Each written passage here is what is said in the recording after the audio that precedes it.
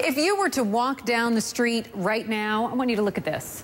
About 1 out of every 6 people that you pass could be living in poverty. Many of them are children. That is the brutal reality, according to the latest numbers released by the Census Bureau. Just think about it. Yet we rarely talk about the issue, right? That brings me to today's Undercovered, a news segment that we're doing devoted to news that we should be covering a whole lot more. Now, here is what the numbers tell us.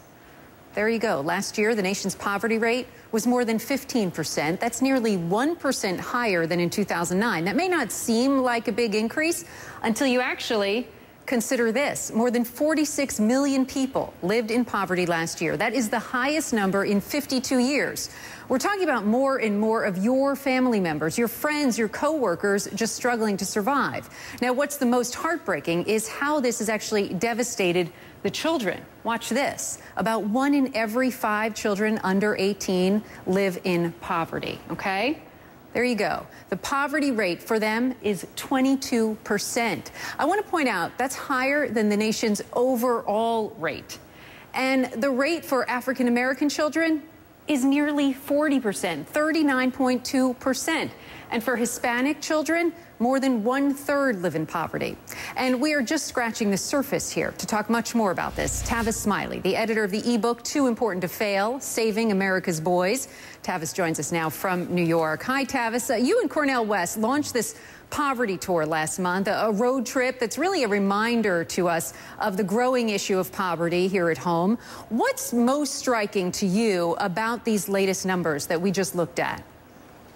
First of all, Randy, thank you for doing this segment. And you started by making a very poignant statement that these are subject matter that we ought to be talking about in this country, and we're not often enough. Too often, those of us in the media, political media, are content to cover the horse race in Washington, but not ever to drill down on what really matters. To answer your question, what troubles me about these numbers is that they keep growing. There's no sign that these numbers are going to go unabated or will go down in any significant way over the next couple of years. I just saw a report in the car on the way to the studio here in New York that suggested that African-American unemployment, which obviously links to poverty, isn't going to drop until the year 2013, maybe 2014.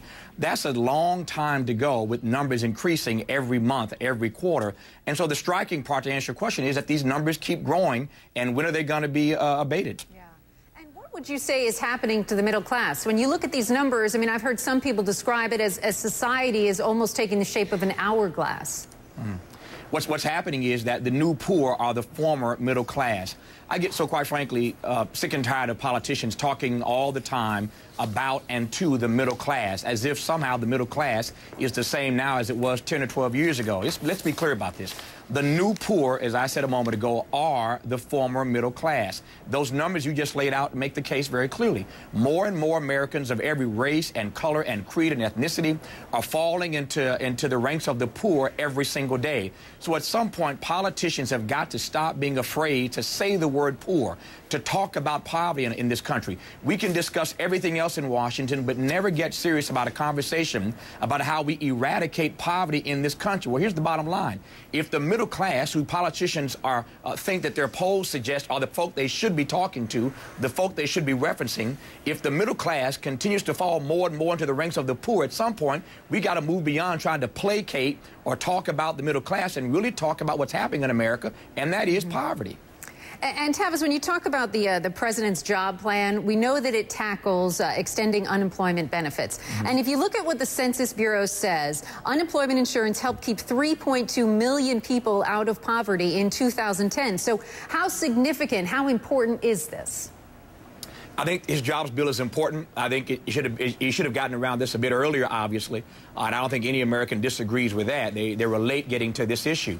Having said that, I'm glad he finally addressed the issue. The question now is he going to compromise? Will he capitulate? Will he cave when the Republicans start pushing back on this plan, as they surely will? They don't like anything the president proposes. So the question is, will he have the courage, conviction, and commitment to stand by the speech, to stand by the proposals that he's laid out? But it's important.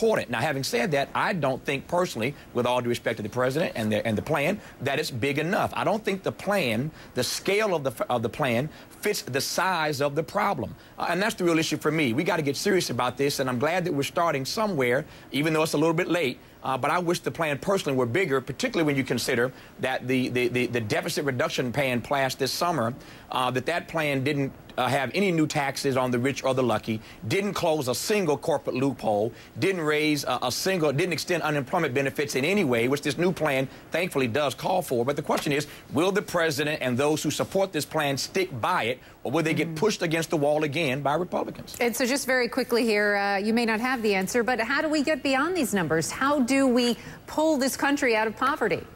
By making jobs a priority, by making eradicating poverty a priority. It's not a difficult question to answer, Randy. I can do it quickly. This country can do anything it wants to do when it makes the issue a priority. We bailed out Wall Street. We bailed out the auto industry. We won wars. Anything this country commits itself to doing, it can do. This is not a skill problem. It's a will problem. Do we have the will to eradicate poverty in this country as more Americans of all races fall into the ranks of the poor, especially those precious babies? Tavis Smiley, such an important topic to give it some attention. We're glad that we had you on the show today to be able to do so. We'll continue to follow it, and we hope to have you on again to continue to do so with us. Randy, thanks for talking about it. Good to be on with you. Thank you. Coming up, the man accused of strapping a fake bomb on an 18-year-old girl has a court date today. I'll tell you what you've missed right after the break. And more than 46 million people in the United States now live in poverty. That is the highest level it's been since 1993. And you sit there and you ask, well, what is considered poverty? The government sets the poverty line for a family of four with an income of $22,314 a year. Poppy Harlow revisited a New York family living in poverty to see if life has improved for them. Come outside, meet the people in your community where you live, meet the people in the communities where you work, and meet the people in the communities where you represent. See the face of poverty. See the face of poverty. We met Ann Valdez a year ago. She was living under the poverty line like millions of other Americans. So we decided to come back a year later and see how Ann's doing. My grandparents were one of the first tenants to live here in 1954. Has the situation gotten better for you? No, it actually hasn't changed very much. Right now, I'm living on approximately $200 cash a month, 360 food stamps. I do not have a full-time job on a daily basis since about 2004. How important are the safety nets out there for you right now? The things that are paid for by the government? Well, the safety nets are very important, and the more that they get cut, the scarier it is to think about tomorrow. I buy a lot of non-perishables so that this way there's always something to eat. Most of the jobs that they try to get for us are minimum wage jobs. So if I get a minimum wage job, it's still going to lead me to have to apply for Medicaid and food stamps. So I'm still dependent on the system. Sometimes you have to forget about getting what's healthy because you can't afford what's healthy. 2 for $5. Brian, your mom grew up in poverty. You've grown up so far in the same situation. What are your aspirations? What do you want to become? I want for high people in the high chairs like the senator, the congressman, even the mayor, to come down here, see what's going on in these neighborhoods, see how destroyed these neighborhoods are. The spirits of these people, they are completely gone. All right, so what would you like to aspire to? What are your dreams? Right now I have none. You were telling me before, Brian, firefighter? Yeah, that's what it was. That's what I wanted to be, a firefighter. He is 12. Census figures show that without help from the federal government, millions more people would have sunk below the poverty line in 2010. NASA is warning a defunct satellite is now falling from space. Will hit Earth very soon, and the space agency is giving the probability that it could hit an actual person. Chad Myers, he's fired up about this one. We'll talk to Chad about this one next.